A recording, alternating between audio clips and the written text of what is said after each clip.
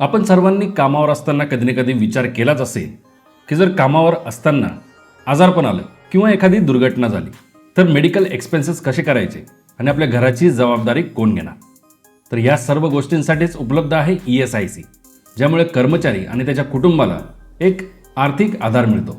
तर आजच्या या व्हिडिओमध्ये आपण जाणून घेणार आहोत की ESIC म्हणजे काय, त्याचे टोटल फायदे किती आहेत आणि ESIC हे आपल्यासाठी कसे महत्त्वाचे आहे.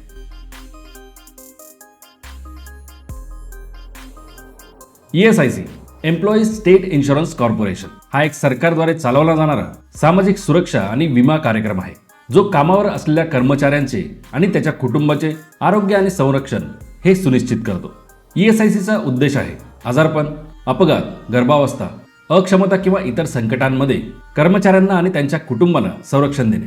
कामगार, मजूर, दुकाने, कारखाने, हॉस्पिटल किंवा व्यवसाय जिथे 10 किंवा त्यापेक्षा जास्त कर्मचारी आहेत असे व्यवसाय आणि ज्यांचा मासिक पगार हा एक निश्चित मर्यादेखाली आहे, ते सर्व ESIC अंतर्गत येतात.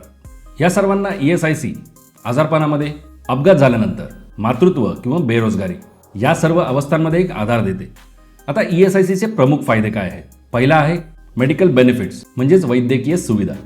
ESIC अंतर्गत कर्मचारी आणि त्यांच्या कुटुंबातील व्यक्ती या मेडिकल सुविधांसाठी पात्र असतात. यामध्ये OPD, हॉस्पिटलमध्ये भरती, सर्जरी, औषधं, मेडिकल टेस्ट्स या सर्व गोष्टी कव्हर असतात. म्हणजेच अचानक आजारपण आलं किंवा एखादा अपघात झाला तर तुमची किंवा तुमच्या कुटुंबातील व्यक्तींची ही आरोग्यविषयक चिंता त्वरित कमी होते. होणाऱ्या जास्त खर्चांपासून संरक्षण मिळते. ESIC अंतर्गत आणखी एक बेनिफिट आहे, तो म्हणजे कॅश बेनिफिट, आर्थिक मदत. तर मित्रांनो, ESIC फक्त मेडिकल सुविधा पुरवत नाही तर ते आर्थिक मदत सुद्धा करते.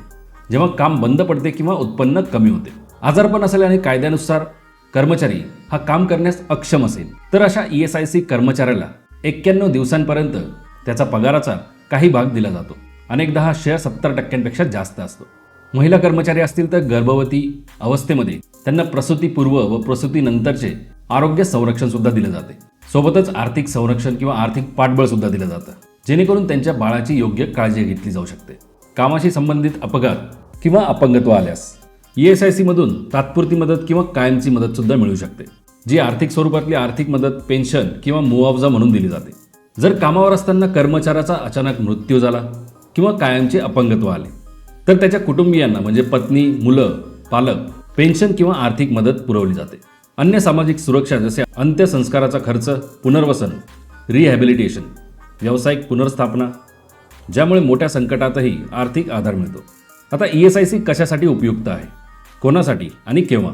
जर तुम्ही किंवा तुमच्या कुटुंबातील सदस्य कारखाना, दुकान, हॉस्पिटल, लॉज, कॅफे किंवा इतर संस्थांमध्ये काम करत आहेत आणि ESIC अंतर्गत येत असतील तर हा तुमच्या कुटुंबासाठी एक मोठा आधार आहे. गर्भावस्था, प्रसूती आणि नवजात बाळ या संवेदनशील टप्प्यांवर ESICचे आरोग्य व आर्थिक बेनिफिट्स विशेष मदत करतात.